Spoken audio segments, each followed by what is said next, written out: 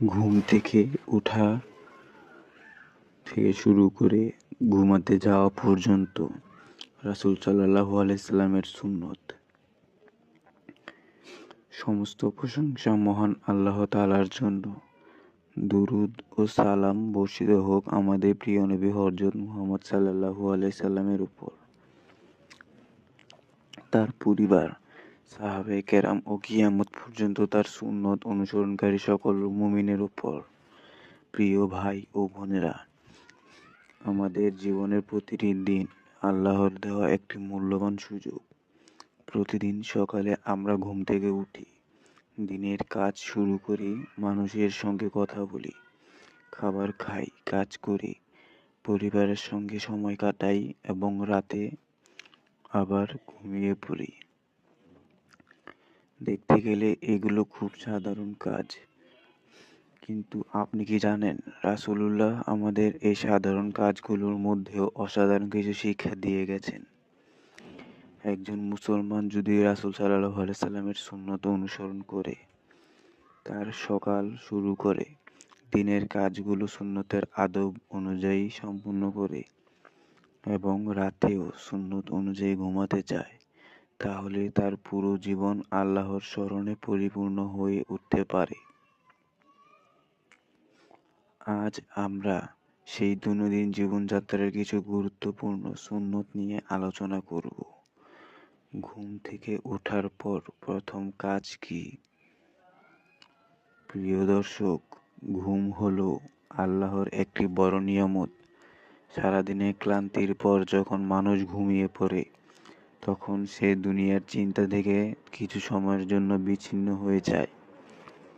আল্লাহ তাআলা বলেন, আর আমি তোমাদের নিদ্রাকে করেছি বিশ্রাম স্বরূপ। সূরা আন-নাবা। সুতরাং ঘুম থেকে জেগে ওঠাও আল্লাহর একটি নিয়ামত। রাসূল সাল্লাল্লাহু আলাইহি সাল্লাম ঘুম থেকে ওঠার পর আল্লাহকে স্মরণ করতেন।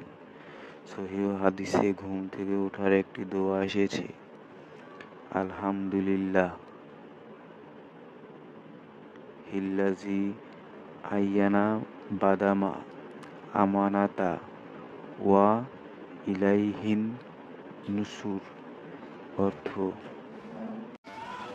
অর্থ সমস্ত প্রশংসা আল্লাহর জন্য, যিনি আমাদের মৃত্যুর মতো ঘুমের পর জীবিত করেছেন এবং তার কাছেই ফিরে যেতে হবে।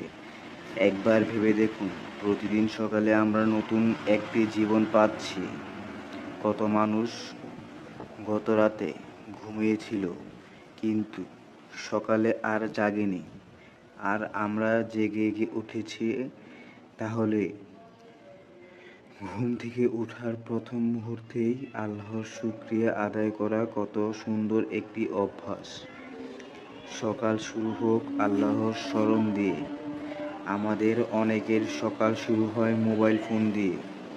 ঘুম থেকে উঠে ফোন হাতে নেই, নোটিফিকেশন দেখি, সামাজিক যোগাযোগ মাধ্যম দেখি, কেউ খবর পড়ে, ভিডিও দেখে, কেউ অন্যের জীবন নিয়ে ব্যস্ত হয়ে যায়। কিন্তু একজন মুমিনের সকাল শুরু হওয়া উচিত আল্লাহর স্মরণ দিয়ে। কারণ দিনের প্রথম মুহূর্তগুলো যদি আল্লাহর স্মরণে কাটে, তাহলে সারা দিনের উপর তার সুন্দর প্রভাব পড়ে।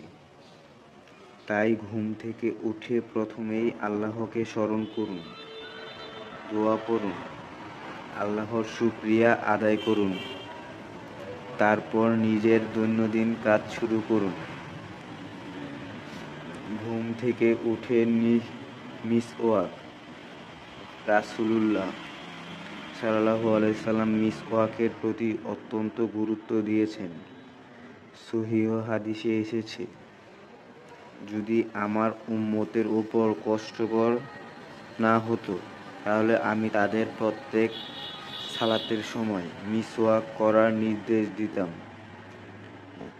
আরেকটি বর্ণনায় এসেছে, রাসূল সাল্লাল্লাহু আলাইহি সাল্লাম ঘুম থেকে উঠলে মিসওয়াক করতেন। মিসওয়াক শুধু দাঁত পরিষ্কারের বিষয় নয়, এটি রাসূল সাল্লাল্লাহু আলাইহি সাল্লামের একটি গুরুত্বপূর্ণ সুন্নত।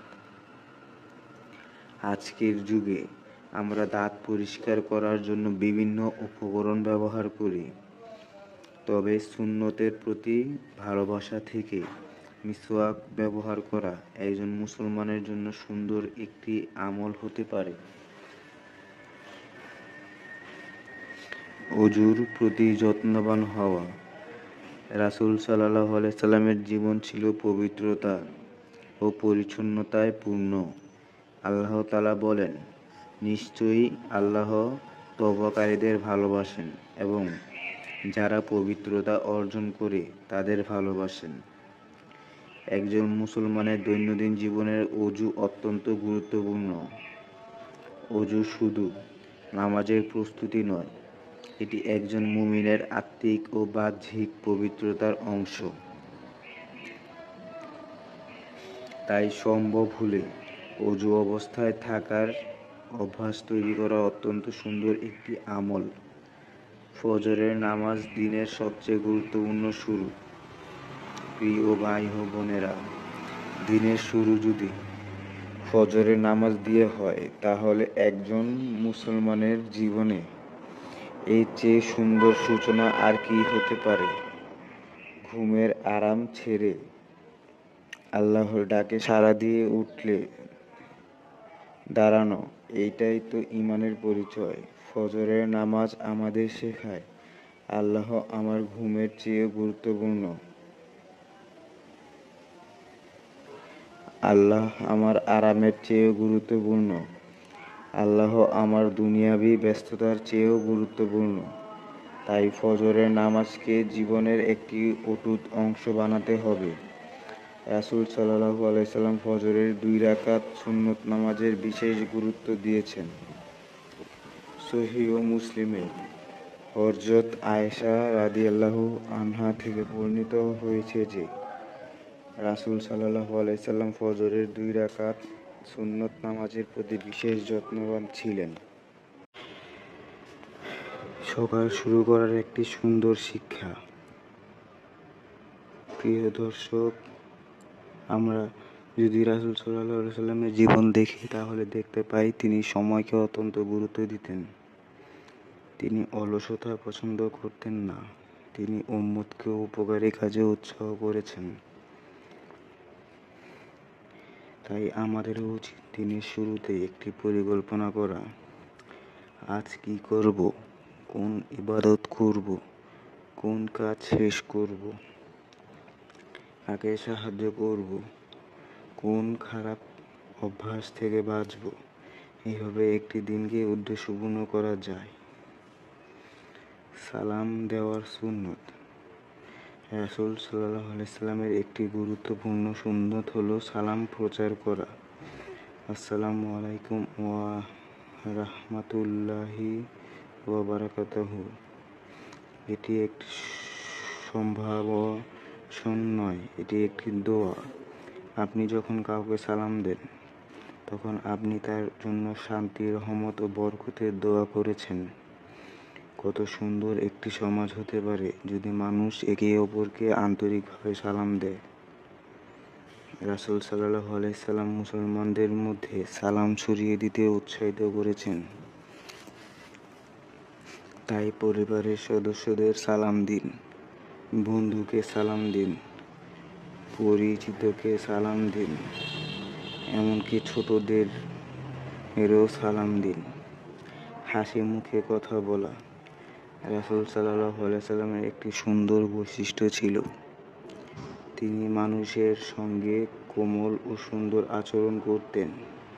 তিনি হাসতেন, সাহাবীদের সঙ্গে কথা বলতেন, মানুষকে সম্মান করতেন। আজকের পৃথিবীতে অনেক মানুষ মানসিকভাবে ক্লান্ত। কারো একটি সুন্দর কথা তার পুরো দিন বদলে দিতে পারে। তাই রাসূল সাল্লাল্লাহু আলাইহি সাল্লামের সুন্নত অনুযায়ী মানুষের সঙ্গে হাসি মুখে কথা বলা, সুন্দর আচরণ করা এবং কাউকে অকারণে কষ্ট না দেওয়া অত্যন্ত গুরুত্বপূর্ণ। একটি হাসিও সদকা হতে পারে। একটি হাদিসে এমন শিক্ষা এসেছে, তাহলে আমাদের মুখ থেকে কেন সবসময় রাগ, বিরক্তি আর কঠিন কথা বের হবে? কথা বলার সুন্নত। মানুষের জীবনে সবচেয়ে বেশি ব্যবহৃত জিনিসগুলোর একটি হলো তার জিহ্বা। এই জিহ্বা দিয়ে মানুষ কুরআন পড়তে পারে, জিকির করতে পারে, সত্য বলতে পারে। আবার এই জিহ্বা দিয়েই গীবত করতে পারে, মিথ্যা বলতে পারে, অপমান করতে পারে, মানুষের হৃদয় ভেঙে দিতে পারে। তাই রাসূল সাল্লাল্লাহু আলাইহি সাল্লাম আমাদের কথা বলার ক্ষেত্রে সতর্ক হতে শিখিয়েছেন। তিনি বলেছেন, যে ব্যক্তি আল্লাহ ও শেষ দিনের প্রতি ঈমান রাখে সে যেন ভালো কথা বলে অথবা নীরব থাকে। সহিহ বুখারী ও সহিহ মুসলিম। এই একটি হাদিস যদি আমরা জীবনে বাস্তবায়ন করতে পারি তাহলে আমাদের অনেক গুনাহ থেকে বেঁচে যাওয়া সম্ভব। কথা বলার আগে নিজেকে জিজ্ঞেস করুন, এটি কি সত্য? এটা কি প্রয়োজনীয়? এতে কি কারো উপকার হবে? এতে কি কারো কষ্ট হবে? যদি কথা ভালো না হয় তাহলে নীরব থাকাই উত্তম। পরিবারের সঙ্গে রাসূল সাল্লাল্লাহু আলাইহি সাল্লামের আচরণ। প্রিয় ভাই ও বোনেরা, সুন্নত মানে শুধু মসজিদের জীবন নয়, সুন্নত ঘরের জীবনেও রয়েছে। রাসূল সাল্লাল্লাহু আলাইহি সাল্লাম পরিবারের সঙ্গে সুন্দর আচরণ করতেন। তিনি তার স্ত্রীদের সঙ্গে সদয় আচরণ করতেন। তিনি পরিবারের কাজে সহযোগিতা করতেন। হযরত আয়েশা রাদিয়াল্লাহু আনহা থেকে এই ধরনের বর্ণনা পাওয়া যায়। আজ আমরা বাইরে মানুষের সামনে খুব ভদ্র, কিন্তু ঘরে ফিরে পরিবারের সঙ্গে রাগী হয়ে যাই। এটি আমাদের নিজেদের নিয়ে চিন্তা করার বিষয়। কারণ একজন মানুষের প্রকৃত চরিত্র অনেক সময় তার ঘরের মানুষের সঙ্গে আচরণের প্রকাশ পায়। তাই সুন্নত অনুসরণ করতে চাইলে পরিবারের থেকেই শুরু করুন। স্ত্রীর সঙ্গে ভালো আচরণ করুন, স্বামীর সঙ্গে সম্মানজনক আচরণ করুন, সন্তানদের ভালোবাসুন, বৃদ্ধ বাবা মায়ের যত্ন নিন, পরিবারের মানুষকে ছোট করবেন না। সন্তানদের প্রতি রাসূল সাল্লাল্লাহু আলাইহি সাল্লামের ভালোবাসা। রাসূল সাল্লাল্লাহু আলাইহি সাল্লাম শিশুদের অত্যন্ত ভালোবাসতেন। তিনি তাদের সালাম দিতেন, তাদের সঙ্গে স্নেহপূর্ণ আচরণ করতেন। শিশুদের প্রতি ভালোবাসা দেখানো কোনো দুর্লভ নয়, বরং এটি নবী চরিত্রের অংশ। আজ অনেক বাবা মা সন্তানকে শুধু শাসন করেন, কিন্তু সন্তানকে ভালোবাসার ভাষা শেখানো হয় না, সন্তানকে জড়িয়ে ধরা হয় না, তার কথা মন দিয়ে শোনা হয় না। রাসূল সাল্লাল্লাহু আলাইহি সাল্লাম আমাদের শিখিয়েছেন শিশুর সঙ্গে দয়া ও ভালোবাসার আচরণ করতে হয়। তাই সন্তানকে শুধু খাবার ও পোশাক দেওয়াই যথেষ্ট নয়, তাকে ভালোবাসা দিতে হবে, ভালো চরিত্র শেখাতে হবে, দিন শেখাতে হবে, নিজের জীবন দিয়ে উদাহরণ তৈরি করতে হবে। খাবারের সুন্নত। প্রিয় দর্শক, দিনের সবচেয়ে সাধারণ কাজগুলোর একটি হলো খাওয়া, কিন্তু রাসূল সাল্লাল্লাহু আলাইহি সাল্লাম খাবারের ক্ষেত্রেও আমাদের অসংখ্য সুন্দর আদব শিখিয়েছেন।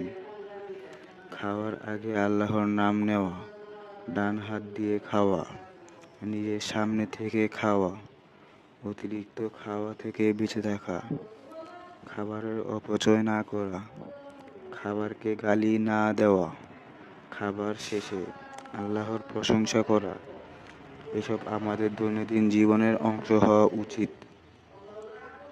খাবারের আগে বিসমিল্লাহ। রাসূল সাল্লাল্লাহু আলাইহি সাল্লাম শিশুদেরও খাবারের আদব শিক্ষা দিয়েছেন। এক হাদিসে রাসূল সাল্লাল্লাহু আলাইহি সাল্লাম একটি শিশুকে শিক্ষা দিয়েছিলেন, আল্লাহর নাম নিয়ে খেতে হবে, ডান হাত দিয়ে খেতে হবে এবং নিজের সামনে থেকে খেতে হবে। এখানে আমাদের জন্য কত বড় শিক্ষা! শিশুকে শুধু স্কুলে পড়া শেখানো যথেষ্ট নয়, তাকে খাবারের আদব শেখাতে হবে, বিসমিল্লাহ শেখাতে হবে, সালাম শেখাতে হবে, দোয়া শেখাতে হবে, আল্লাহর প্রতি ভালোবাসা শেখাতে হবে। খাবারের অপচয় নয়। আজ পৃথিবীতে একদিকে মানুষ খাবারের অপচয় করছে, অন্যদিকে বহু মানুষ না খেয়ে আছে। ইসলাম অপচয় পছন্দ করে না। আল্লাহ তাআলা বলেন, নিশ্চয়ই অপচয়কারীরা শয়তানের ভাই। সূরা আল ইসরা। তাই খাবার যতটুকু প্রয়োজন ততটুকু নিন, প্লেটে নিয়ে ফেলে রাখবেন না। খাবারের প্রতি কৃতজ্ঞতা দেখান, কারণ আপনার সামনে একা থাকা খাবারটি আল্লাহর একটি নিয়ামত। বাজার ও ব্যবসায় সুন্নত। রাসূল সাল্লাল্লাহু আলাইহি সাল্লামের সুন্নত শুধু ইবাদতের জায়গায় সীমাবদ্ধ নয়, ব্যবসায়েও সুন্নত আছে। সত্যবাদিতা, আমানতদারি, প্রতারণা থেকে বেঁচে থাকা, মিথ্যা শপথ না করা, পণ্যের ত্রুটি গোপন না করা, অন্যের হক নষ্ট না করা। একজন মুসলমান ব্যবসা করে অনেক টাকা উপার্জন করতে পারেন, কিন্তু উপার্জন হতে হবে হালাল, কারণ হারাম উপার্জন দিয়ে বাহ্যিক জীবন সুন্দর হলেও অন্তর ধ্বংস হয়ে যেতে পারে। তাই একজন মুসলমানের জন্য সুন্নত হলো ব্যবসায় আল্লাহকে ভয় করা। প্রতিবেশীর অধিকার। রাসূল সাল্লাল্লাহু আলাইহি ওয়াসাল্লাম প্রতিবেশীর অধিকারের ওপর অত্যন্ত গুরুত্ব দিয়েছেন। একজন মানুষ যতই ইবাদত করুক, যদি সে তার প্রতিবেশীকে কষ্ট দেয়, তাহলে তাকে নিজের আমল নিয়ে চিন্তা করতে হবে। প্রতিবেশী অসুস্থ হলে খোঁজ নিন, প্রয়োজন হলে সাহায্য করুন, তার গোপনীয়তা রক্ষা করুন, তার পরিবারকে সম্মান করুন, তার ক্ষতি করবেন না। আপনার বাড়ির কারণে যেন প্রতিবেশী কষ্ট না পায়, এটাই নববী আদর্শের অংশ। রাগের সময় সুন্নত। মানুষ রাগ করবে, এটি স্বাভাবিক, কিন্তু রাগের সময় নিজেকে নিয়ন্ত্রণ করা হলো আসল শক্তি। রাসূল সাল্লাল্লাহু আলাইহি সাল্লাম রাগ নিয়ন্ত্রণের শিক্ষা দিয়েছেন। একজন ব্যক্তি যখন রাগান্বিত হয়, তখন তার উচিত আল্লাহর কাছে আশ্রয় চাওয়া, নিজেকে নিয়ন্ত্রণ করা এবং পরিস্থিতি অনুযায়ী বসা বা অবস্থান পরিবর্তন করার মতো সুন্নতের নির্দেশনা অনুসরণ করা। সবচেয়ে গুরুত্বপূর্ণ বিষয় হলো রাগের সময় এমন কথা বলা যাবে না যার জন্য পরে আজীবন আফসোস করতে হয়, কারণ একটি বাক্য একটি সম্পর্ক নষ্ট করতে পারে, একটি কঠিন কথা একটি হৃদয় ভেঙে দিতে পারে। তাই রাগের সময় নীরবতা অনেক সময় বুদ্ধিমানের কাজ। ক্ষমা করার সুন্নত। রাসূল সাল্লাল্লাহু আলাইহি সাল্লামের জীবনে ক্ষমার অসংখ্য উদাহরণ রয়েছে। যারা তাকে কষ্ট দিয়েছেন তাদের প্রতিও তিনি অনেক ক্ষেত্রে ক্ষমাশীল ছিলেন। আমরা জীবনে ছোটোখাটো বিষয় নিয়ে কত রাগ করি। ভাই কথা বলেনি রাগ, বন্ধু ফোন দেয়নি রাগ, কেউ ভুল করেছে সম্পর্ক শেষ, কেউ আমাদের সমালোচনা করেছে আমরাও তার বিরুদ্ধে কথা বলি। কিন্তু একজন মুমিনের হৃদয় হওয়া উচিত প্রশস্ত। সব ভুল ক্ষমা করা সবসময় সহজ নয়, কিন্তু ক্ষমা করার চেষ্টা করা সুন্নতে সুন্দর শিক্ষা। রাসূলুল্লাহ সাল্লাল্লাহু আলাইহি সাল্লাম আমাদের তার শিক্ষার আদর্শে চলার তৌফিক দান করুক। আমিন।